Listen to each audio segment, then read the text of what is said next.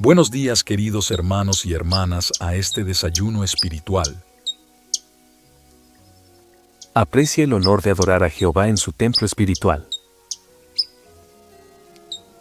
Tenemos que prestar más atención de la acostumbrada a las cosas que hemos oído, para que nunca seamos llevados a la deriva.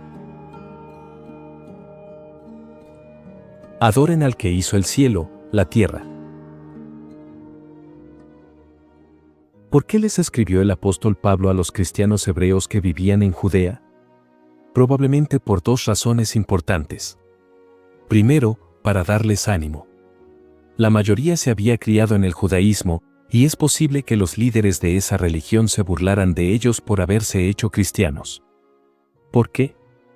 Porque, a diferencia de los judíos, los cristianos no tenían un majestuoso templo donde adorar a Dios, ni un altar en el que ofrecerle sacrificios, ni tampoco sacerdotes. Eso podría haber desanimado a los discípulos de Cristo y haber debilitado su fe. Es posible que hasta algunos de ellos pensaran en volver a practicar la religión judía. Segundo, Pablo les hizo ver a los cristianos hebreos que no estaban esforzándose por entender las enseñanzas espirituales nuevas o las más profundas, el alimento sólido que se halla en la palabra de Dios. Por lo visto, algunos de ellos todavía seguían la ley de Moisés.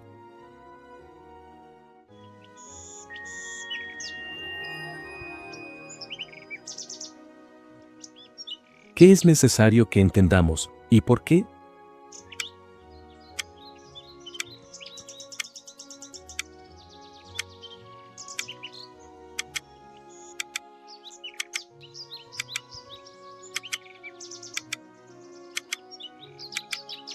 Pablo les explicó a sus hermanos hebreos por qué la forma en que ahora adoraban a Jehová como cristianos era mucho mejor que la forma en que lo habían adorado en el pasado. Dijo que la manera de adorar a Dios de la religión judía era solo una sombra de lo que tenía que venir. Y añadió, pero la realidad le pertenece al Cristo. La sombra de un objeto es solo una imagen imprecisa de esa cosa, pero no es el objeto real. De la misma manera, la forma en que los judíos adoraban a Dios en el pasado era solo una sombra de la realidad que tenía que venir. Es necesario que entendamos el sistema de adoración que Jehová ha establecido, el templo espiritual. ¿Por qué? Porque hace posible el perdón de nuestros pecados y nos permite adorar a Dios como Él quiere. Pablo basó su explicación del templo espiritual en el tabernáculo que montó Moisés en el año 1512 antes de nuestra era. El tabernáculo, también llamado tienda de reunión, era el lugar donde se reunían los israelitas para adorar a Dios y ofrecerle sacrificios. Se lo llevaban con ellos cada vez que se trasladaban de un lugar a otro en el desierto. Lo usaron durante casi 500 años hasta que se construyó el Templo de Jerusalén. Ahora bien, el tabernáculo también representó algo mucho mejor que llegaría tiempo después para los cristianos. El tabernáculo era una sombra de cosas celestiales y representaba el gran templo espiritual de Jehová. Pablo dijo, esta tienda, o tabernáculo, es una representación simbólica para nuestros tiempos. Así que, cuando les escribió esto a los hebreos, el templo espiritual ya era una realidad. De hecho, llegó a existir en el año 29 de nuestra era. Ese año Jesús se bautizó, fue ungido con Espíritu Santo y empezó a servir como gran sumo sacerdote de Jehová en el templo espiritual. En la parte final de su carta a los hebreos, Pablo menciona varios aspectos de nuestra adoración que nunca debemos descuidar. Por ejemplo, habla de la importancia de orarle a Jehová, de hablarles a otros de nuestra esperanza, de reunirnos con nuestros hermanos y de animarnos unos a otros, sobre todo al ver que el día de Jehová se acerca.